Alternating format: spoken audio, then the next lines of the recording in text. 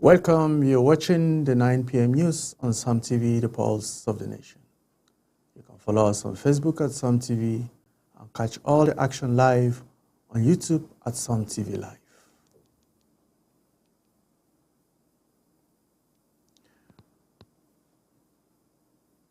On the news tonight, Defense Headquarters dismisses claims that General Musa blamed Benue victims as misrepresentation. Taraba government denies rumors of Deputy Governor's replacement. Zamfara State refused 34 billion naira loan allegations, cites legacy debt servicing. On international news, U.S. House of Reps bans WhatsApp on official devices over security concerns. On business news, affects CIS call for deeper capital market involvement in agriculture to boost food security. On entertainment news, Pete Edochie warns against AI-generated videos exploiting his likeness. On sport news, Messi turns 38, holds 8 unmatched global football records. I am Ira Daniel Kukui, and now the news in full. The Defense Headquarters has officially dismissed allegations that Chief of Defense Staff General Christopher Musa blamed victims of the recent Benue killings, according to Brigadier General Tukur Gusau, the Defense Headquarters spokesman. Musa's statements were quoted out of context. Rather than attributing fault to victims, Musa emphasized intricate dynamics characterizing conflict-ridden zones and urged affected communities to maintain vigilance and foster cooperation with security forces. The Defense Headquarters expressed strong condemnation of what it termed a deliberate misrepresentation of Musa's comments. In the view of the military authorities, such misrepresentation was misleading, politically motivated, and risks undermining public trust. Instead, the Defense Headquarters reaffirmed Musa's unwavering dedication to preserving national unity and reinforcing security, stressing that all public discourse should be anchored on verified facts rather than sensational narratives. Following that, the Taraba State government publicly repudiated claims that Governor Abu Kefas has appointed a new deputy governor. In a statement issued on Monday via Commissioner for Information and Reorientation, Barrister Zainab Usman Jalingo, the state government firmly refuted the rumor. She reaffirmed that Alhaji Aminu Alkali remains the official elected deputy governor and nothing has transpired to suggest otherwise. Critically, Jalingo underscored that no constitutional or legislative processes has been initiated to effect any change. The statement cautioned citizens against relying on unofficial channels and reiterated the administration's commitment to transparency and responsible governance, especially amid swell of baseless online speculation. It has been brought to the knowledge of Taraba State government that rumors have been going up and down that the Taraba State governor has nominated Alhaji Adama, the deputy speaker, as the new deputy governor of Taraba State. This rumor is false, this rumor is wicked, and this rumor is malicious. As far as Taraba State is concerned, there is no vacancy as provided by the Constitution of the Federal Republic of Nigeria as to the office of the deputy governor. The deputy governor of Taraba State's office is not vacant. So I will urge all Tarabans to disregard this malicious and wicked notice that has been going about. In a parallel assertion, the Zamfara State government moved swiftly to dispel reports suggesting that Governor Dauda Lawal had secured a fresh 34 billion naira loan.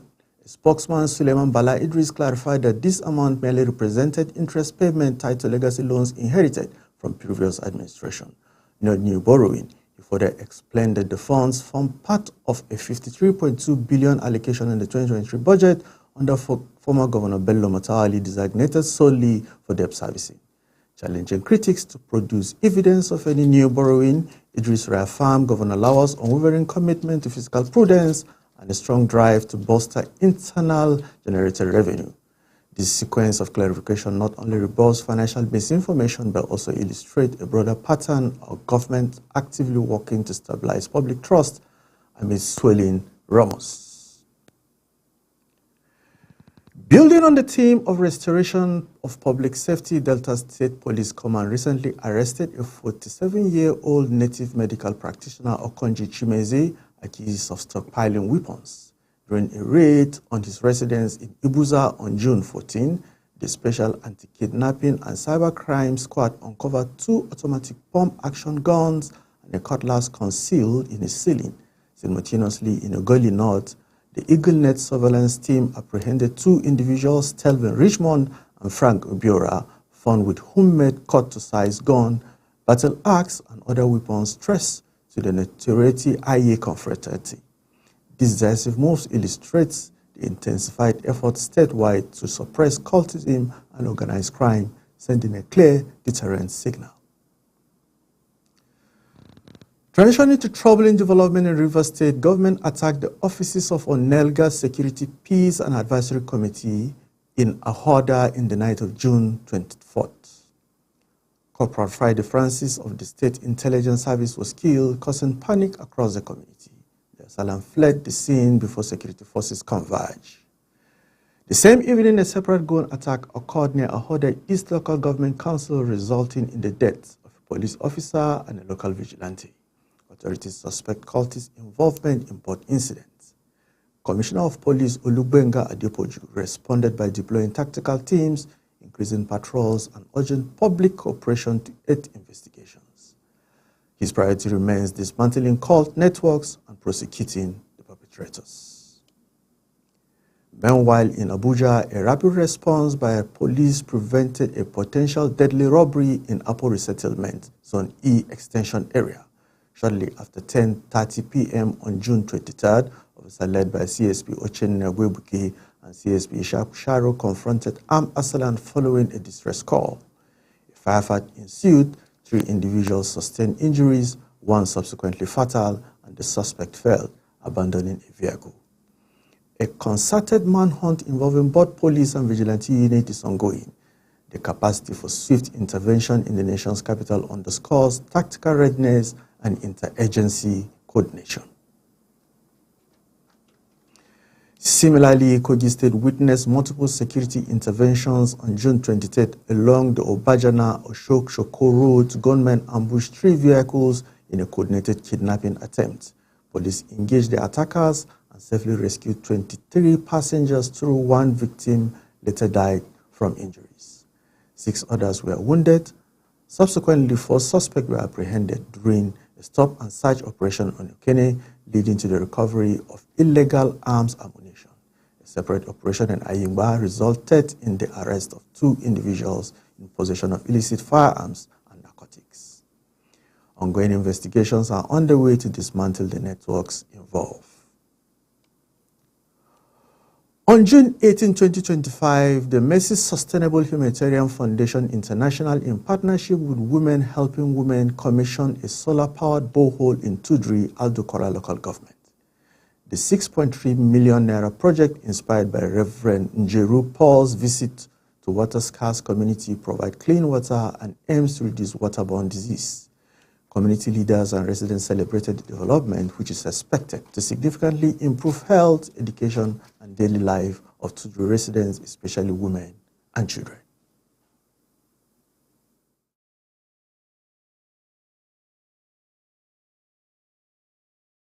Okay. We have to cut down the waterborne disease rate in this community. They contributed money, the community, 2,000 naira, right? And it came up to around 90,000. I said, okay, this money should be used to study the places we can have water to make a borehole. They use that money for that purpose. I did not get a dime from it. They don't give me a cover. I invited some of my friends, because we have an organization, we call it Community Health Evangelism, at a global stage. At the end of the day, the chair community, they sent somebody here who did the studies and promised to provide the water. But I saw the need was urgent. I did not depend on them. I went down to my pocket and we sourced out close to 6.5 million and constructed this borehole with everything around.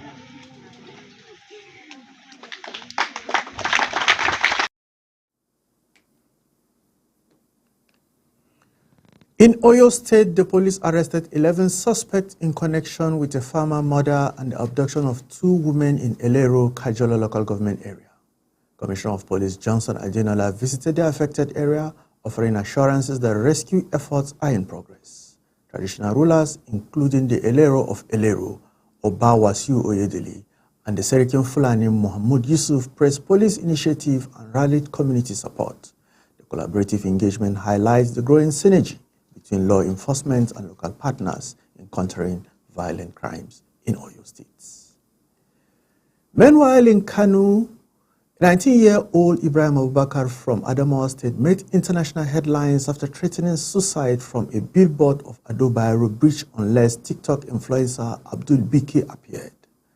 Crowd amassed, complicating efforts. Law enforcement successfully resolved the incident after prolonged negotiation and the influencer's arrival on site.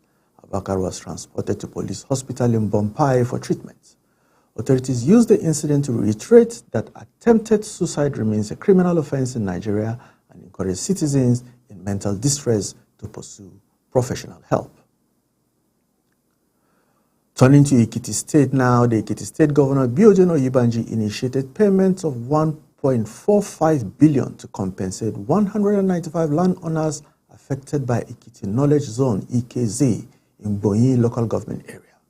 Financed by $80 million African Development Bank loan under the bank's oversight, the project is set to generate over 14,000 jobs once fully generated. To ensure transparency, Green Engagement Limited has been awarded the mandate to manage resettlement and lead income restoration program prior to beginning construction.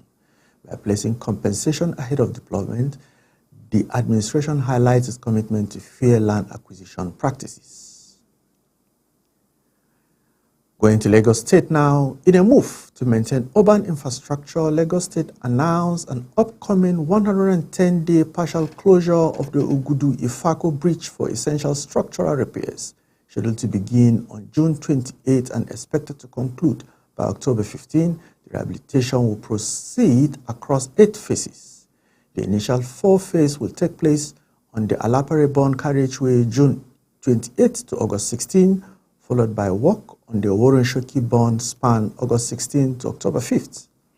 Traffic diversion will be clearly marked and LASMA officials will manage flow. Meanwhile, the Ministry of Works and Infrastructure oversees the repair of bridge expansion joints. This orchestrated approach reflects Lagos State's commitment to long-term urban resilience. Similarly, Ogun State Governor Dapo Abiodun inaugurated a 2 billion intervention initiative for Mashood Abiola Polytechnic, Ojere, Abeokuta. Delivered during the 15th Combined Convocation Ceremony, Abiodun presented 2.5 million awards to outstanding graduates from the 2015 and 2016 to the 2023/2024 session. The intervention fund will finance 500-seat lecture hall, modern library facilities, new departmental buildings, and road upgrades. The governor notably reflected on the institution revival following a relocation in the previous administration, a lapse that reportedly discouraged student enrollment, and pledging sustained government support. This initiative aligns with its broader commitment to improving educational infrastructure. At the federal level, President Ahmed Bola Tinubu is scheduled to visit Nasarawa State on June 25th. The trip includes the inauguration of several major infrastructure works, the Lafia under overhead bridge, newly acquired tractor for local agriculture and Shandam dual carriageway, and the new state secretariat complex, all reportedly funded without recourse to external loans. President Tinubu will also participate in stakeholders' town hall meeting at the government house. To facilitate the visit, Nigerian police have announced traffic diversion and robust security logistics to ensure public safety. The project rollout underscores federal-state synergy in infrastructure delivery. Adding to this oversight, the Cross River State House of Assembly ordered the immediate revocation of 9 residential properties in Ogoja local government area that were originally built in 1985 for civil servants. A House Committee on Lands and Housing uncovered that these units had been sold off improperly under a contested 2004 directive. Lawmakers deemed the transaction fraudulent, citing outdated property valuation and lack of executive/ministerial approval. Officers and administrators implicated in the sales have been summoned for public hearing. This action marks a significant stride towards reclamation of state assets and accountability within the civil service in the states.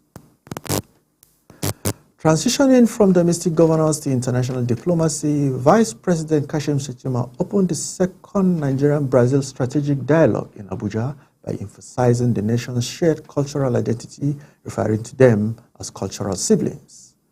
Hosting Brazilian Vice President Geraldo Alckmin, Shettima praised Brazil's inclusive development model as exemplary for South-South cooperation. He highlighted opportunities for practical collaboration in health, agriculture, energy, and logistics, all crucial to leveraging Nigeria's demographic weight and development drive. Shettima underscored the need for disciplined implementation, transparency, and accountability to actualize mutual gains in this strategic partnership. In a complementary move towards agriculture transformation, Ondo State launched a substantive empowerment program for livestock stakeholders. Under the World Bank-backed Livestock Productivity and Resilience Support Project, more than 34,000 farmers covering poultry, pig, sheep, and goat sectors, as well as livestock processors and marketers, will undergo a certification training. State Coordinator Olufemi Adeogun detailed that the 6-year initiative aims to enhance disease management, promote artificial insemination, and introduce best practice farm services to improve yield, lower production costs, and enhance food affordability.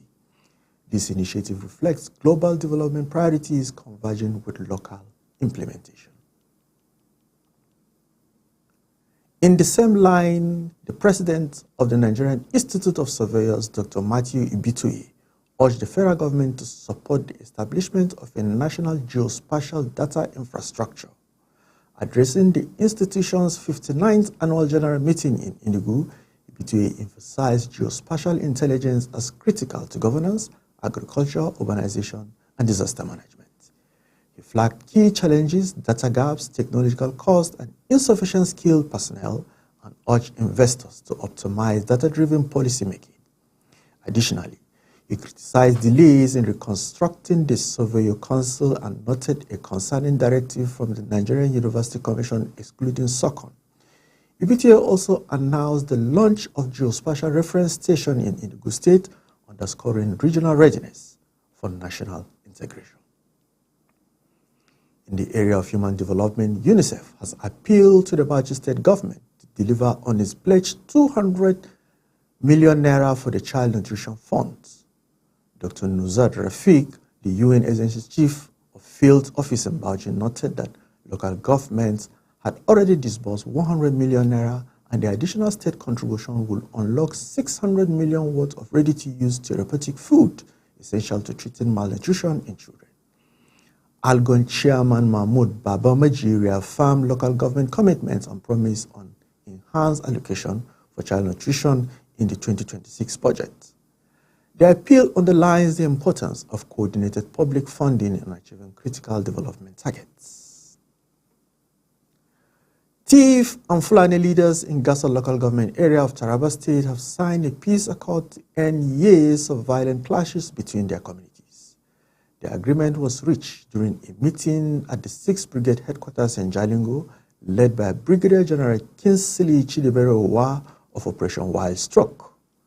The initiative, part of the Army's non-kinetic conflict resolution strategy, brought together local officials, traditional rulers, and security personnel, but communities pledged to reject violence, cooperate with security forces, and promote peaceful dialogue. Local leaders praised the effort as a vital step towards lasting peace and reconciliation.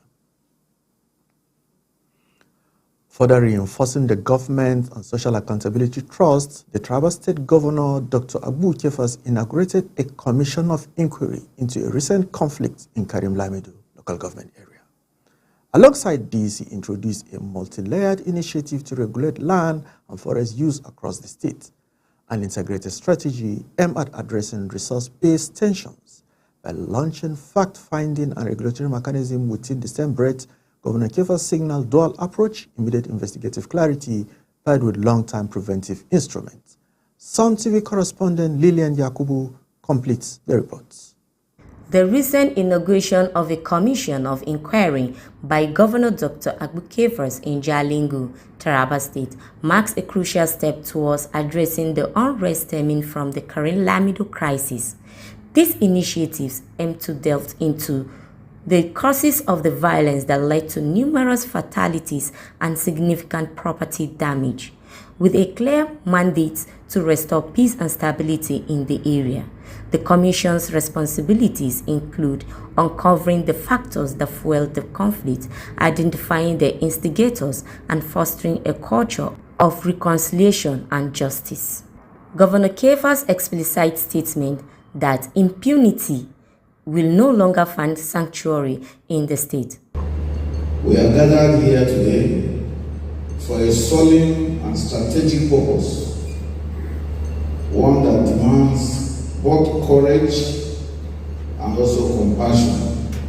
Today, we inaugurate the Judicial Commission of Inquiry into the Karim Lamido crisis and other affected areas by conflicts, while also launching the steering committee for the Taraba State Initiative for Farmland and Forest Occupation, called TIFO. These two institutions, one focus on truth and justice, and the other one on restoration and prosperity. These are two wings of the same vision, that is a Taraba that is peaceful, lawful, and flourishing for all its people. Additionally, the establishment of the Taraba State Initiative for Farmland and Forest Occupation reflects a proactive approach to managing land use and protecting the environment. This initiative aims not only to mitigate land-related disputes, but also to enhance agricultural development and environmental conservation in Taraba State.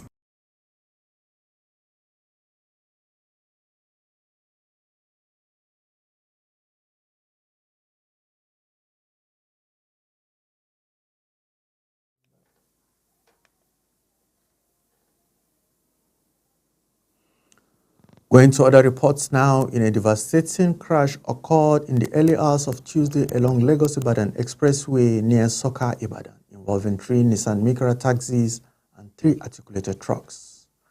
Eyewitness reports depicted harrowing scenes with mutilated bodies being retrieved and emergency services rushing to the site. At the least 10 people are feared dead. The incident highlights ongoing challenges in road safety, structural maintenance, and enforcement on one of the nation's busiest highways. Authorities have been urged to investigate causes and review roadside rescue infrastructure. In Kaduna State, Governor Obasani confirmed the arrest of 22 suspects linked to the December attack on 12 travelers journeying to a Plateau State wedding. The victims attacked by a mob in Mangu local government area were from Zaria. While visiting survivors at the Nigerian Army Reference Hospital in Kaduna, the government condemned the murders as heinous and inhumane. He promised true medical, psychological, and spiritual support for the victims and pledged sustained pressure on security agencies to apprehend all responsible individuals. His public declaration underscores the urgent need for community-level reconciliation and trauma-informed response. Going to Anambra State now, the Anambra State government has announced plans to open Solution Fund City to the public on June 28, 2025, as part of its broader infrastructure and social development agenda. the state approved the construction of a rehabilitation center in Nibo, Awka, to address mental health challenges. At the State Executive Council meeting held on June 23rd, contracts were awarded for various projects, including the rehabilitation center, the expansion of the Solution Hub and Park, and enhancement of the Kolobia flyover. The council also reviewed the Anambra Rebirth program, which aims to revive traditional values and systems such as the Igbo apprenticeship model. In closing now, Professor Adamu Gorzo, founder and the president of the MAAUN Group of Universities, extended heartfelt congratulations to the former Bauchi State Governor Alhaji Adamu Muazu on his 70th birthday. Gorzo heard Muazu's contribution to governance, development, and public service, describing him as both accomplished and steadfast. He expressed hope that Muazu will continue to lend his wisdom and experience to Bauchi State and the nation at large. These tributes reflect long-standing recognition of the statesmanship and enduring civic ideals. We step aside now for a brief commercial intermission, but don't go away. There's plenty more coming your way right here on Sound TV. Please stay tuned.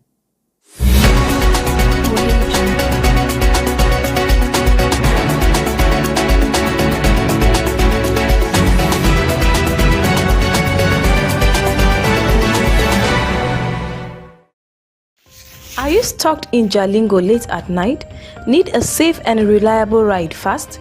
Introducing Supercab, Jalingo's trusted ride-hailing service from anywhere in the city. We will pick you up right at your doorstep. Book a ride in seconds. Safe, fast, and affordable.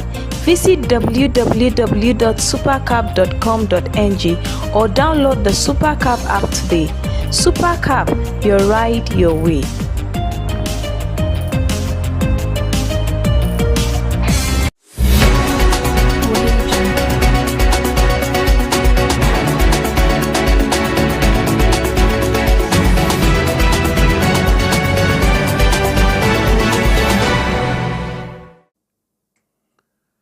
Welcome back. Coming up next, the U.S. House of Representatives has banned WhatsApp from official devices, citing concerns over data privacy and security. In a memo, the Office of the Cybersecurity flagged the app as high risk due to unclear data protection policies and lack of encryption for stored data. Staff were advised to use alternatives such as Microsoft Teams, iMessage, FaceTime, Signal, and Wake. Meta's WhatsApp parent company rejected the ban, claiming WhatsApp offers superior security compared to the approved apps. The decision followed prior restriction on apps like TikTok and comes after revelation that Israeli spyware had targeted WhatsApp users. Moving forward now, Ukrainian President Volodymyr Zelensky is set to meet U.S. President Donald Trump on Wednesday during the NATO summit at The Hague. According to a senior Ukrainian official, although Zelensky was excluded from the main NATO working session due to tension with Trump, both leaders are expected to discuss Ukraine's planned purchase of defense package, mainly air defense system, as well as potential new sanctions on Russia and lower oil price cap. The meeting is scheduled for early afternoon pending final arrangements. Also, Iraq has reopened its airspace to international flight 12 days after closing it due to the Iran-Israel conflict. The decision followed Israel's agreement to a ceasefire plan announced by U.S. President Donald Trump. The Iraqi Civil Aviation Authority said the move comes after a full security review and coordination with both national and international bodies. Going to business news now, Afex and the Chartered Institute of Stockbrokers, CIS, have urged increased capital market involvement in Nigerian agricultural sector to drive food security and economic growth. Speaking at the CEO's Breakfast Forum, stakeholders from financial and agriculture sector, including the Security and Exchange Commission, explored ways to attract patient capital and boost commodities market participation. CIS CEO Ayo Adenipikun reaffirmed the Institute's support for agriculture, while Afex CEO Akinyika Akintude emphasized the capital market's role in improving access to structured financing and fostering an inclusive ecosystem for farmers and investors. Going to entertainment news now, Nigerian veteran actor Pete Edochie has issued a stern warning to individuals creating and circulating AI-generated videos that use his likeness without consent, particularly for unauthorized product endorsements. Edochie voiced strong disapproval after being shown several doctored videos portraying him as promoting medications, including blood pressure and stroke drugs, which he insists he has never endorsed. Disturbed by the misuse of his image, the actor recounted how a lawyer urged him to pursue legal actions, suggesting the misuse could result in a substantial lawsuit payout. While he was choosing not to go to court, Edochie appealed to the public to respect his reputation and God's grace upon his life, urging anyone interested in genuine endorsement to approach him directly instead of exploiting AI to fabricate content. On sport news, as Lionel Messi celebrates his 38th birthday, his legacy remains unmatched with 8 enduring records in world football. These include being Argentina's most capped player with 195 appearances, holding the La Liga record for most goals, 672, and assists, 192 for a single club, and scoring 50 goals in a single La Liga session.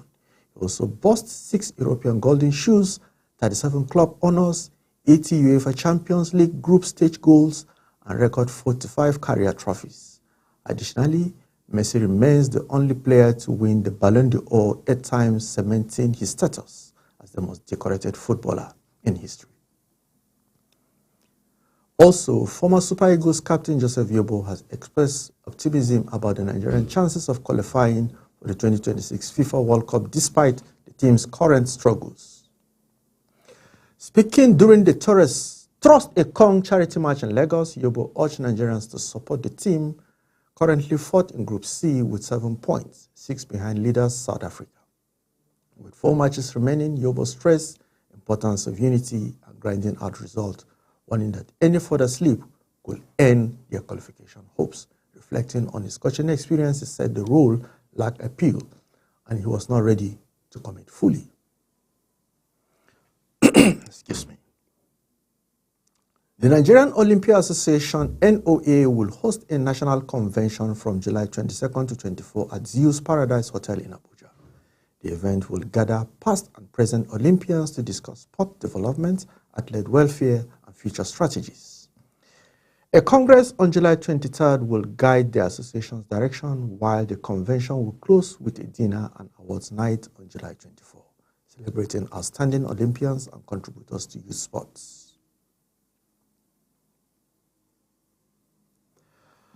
And that's a wrap on this edition of News at 9 p.m. from Som TV. Before we sign off, let's take a look at some of the big stories that shaped the day. On the national development, the Defense Headquarters has dismissed report that General Musa blamed Benue victims, calling it a misrepresentation. Taraba State government has debunked rumors of any plan to replace the Deputy Governor, while Zamfara State government has refuted claims of a 34 billion naira loan, clarifying it as part of ongoing legacy debt servicing. On the international scene, the U.S. House of Representatives has officially banned WhatsApp from government devices, citing serious data privacy concern. In business, Afex and Chartered Institute of Stockbrokers are calling for great capital market participation in Nigerian agricultural sector to drive food security. Turning to entertainment, veteran actor Pete Edochie has issued a stern warning against the unauthorized use of AI-generated videos misusing his image.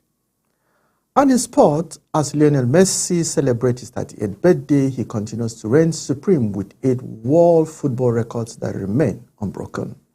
Stay with us for more exciting lineup of programs and updates. I am Ira Daniel. Good evening.